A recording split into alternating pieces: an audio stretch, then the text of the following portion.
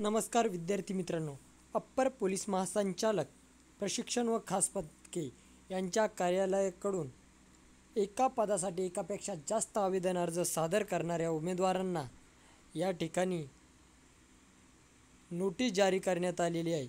त्यानुसार आपण ती सूचना काय आहे ती पाहूयात। संपूर्ण सूचना आपण वाचून पाहूयात आणि त्यानंतर आपण या ठिकाणी 2022-23 या वर्षातील रिक्त पोलीस असलेल्या पोलीस शिपाई संवर्गातील रिक्त पदे भरण्यासाठी कारागृह शिपाई भरती 2023 करता देण्यात आलेल्या जाहिरातीमध्ये उमेदवार एका पदाकरिता संपूर्ण महाराष्ट्र राज्यात फक्त एका घटकात अर्ज करू शकतो अशी तरतूद करण्यात आली आहे।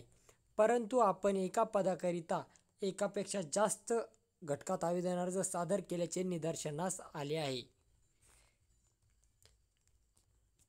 याद्वारे आपणास सूचित करण्यात येते की आपण ज्या पोलीस घटकात हद्दीत राहत आहात त्या पोलीस अधीक्षक कार्यालयात समक्ष जाऊन फक्त एका घटकासाठी एकच आवेदन ग्राह्य धरण्यात यावा व उर्वरित विविध ठिकाणी सादर केलेले अर्ज रद्द करण्याबाबतचे हमीपत्र स्वहस्ताक्षरात भरून देण्यात यावे।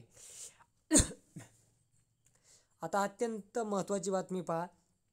कार्यवाही 8/5/2024 ते 17/5/2024। विद्यार्थी मित्रांनो, तुम्हाला या कालावधीतच हे हमीपत्र भरून द्यायचं आहे। 8/5/2024 ते 17/5/2024 अत्यंत महत्त्वाचे दिनांक आहे। संबंधित पोलीस अधीक्षक कार्यालयात जाऊन पूर्ण करावे। दिनांक 17/5/2024 पर्यंत आपण सदर कार्यवाही न केल्यास त्यानंतर आपले सर्व आवेदन अर्ज बाद करण्यात येतील याची नोंद घ्यावी। आता या ठिकाणी शेवटची जी ओळ आहे ती अत्यंत महत्त्वाची आहे। तुम्ही जर तुमच्या आवेदन अर्जात बदल केला नाही तर तुमचे सर्व आवेदन अर्ज बाद करण्यात येतील। या ठिकाणी अप्पर विशेष पोलीस महानिरीक्षक प्रशिक्षण व खास पथके याद्वारे ही सर्वांना नोटीस इश्यू करण्यात आलेली आहे।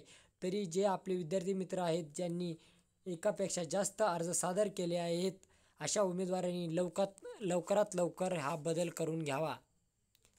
जशी आपल्या ज्या जिल्ह्यांची यादी लागत आहे त्यानुसार जी तारीख येईल त्या तारखेला ज्यांनी जास्त अर्ज केले आहेत त्यांनी त्या दिलेल्या तारखेला वेळेत उपस्थित राहावे व बदल करून घ्यावा, अन्यथा आपले मोठे नुकसान होऊ शकते।